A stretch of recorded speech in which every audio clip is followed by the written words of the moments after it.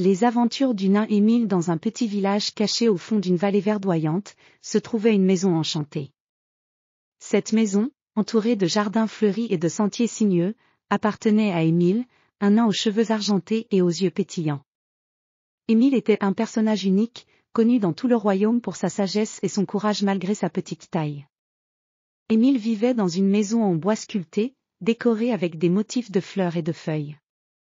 À l'intérieur, les murs étaient recouverts de tapisseries colorées, et des étagères remplies de livres anciens et de potions magiques occupaient les coins de la pièce. Le foyer était toujours allumé, diffusant une chaleur douce et agréable. Un matin ensoleillé, alors que les rayons du soleil illuminaient les arbres et que les oiseaux chantaient joyeusement, Émile reçut une lettre mystérieuse. La lettre était scellée avec un sceau doré et portait un dessin d'une étoile scintillante.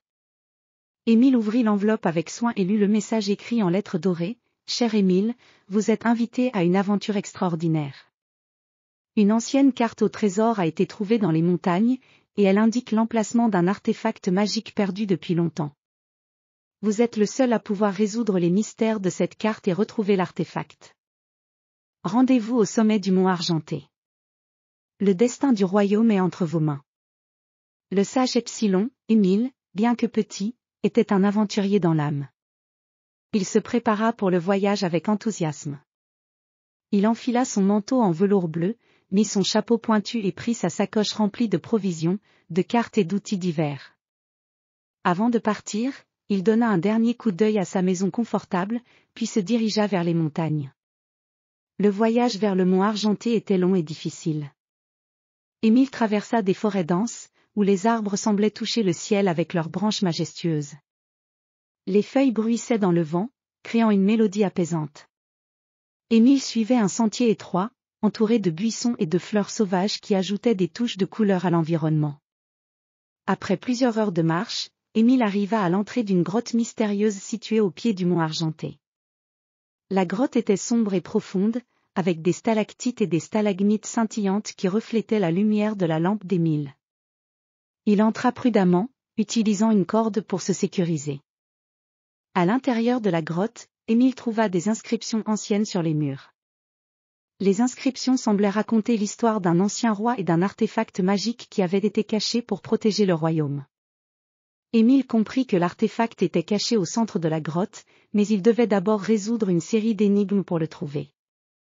Les énigmes étaient compliquées et nécessitaient une grande réflexion. Émile résolut chaque énigme avec soin, en utilisant sa sagesse et ses connaissances.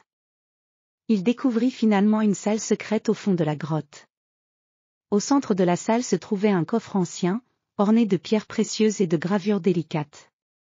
Avec une combinaison de courage et de précaution, Émile ouvrit le coffre et découvrit l'artefact magique, une amulette en or avec des pierres scintillantes. L'amulette émettait une lumière douce et chaleureuse. Émile sut immédiatement que cet artefact était d'une grande importance pour le royaume. Après avoir récupéré l'amulette, Émile retourna au village avec un sentiment de fierté. Les habitants du village l'accueillirent avec des acclamations et des festivités. Grâce à son courage et à son intelligence, Émile avait sauvé le royaume et prouvé que même les plus petits pouvaient accomplir de grandes choses. Ainsi, Émile continua à vivre dans son charmant village, entouré de ses amis et de ses proches, et les légendes de ses aventures se racontèrent de génération en génération, inspirant tous ceux qui cherchaient à surmonter les défis avec bravoure et sagesse.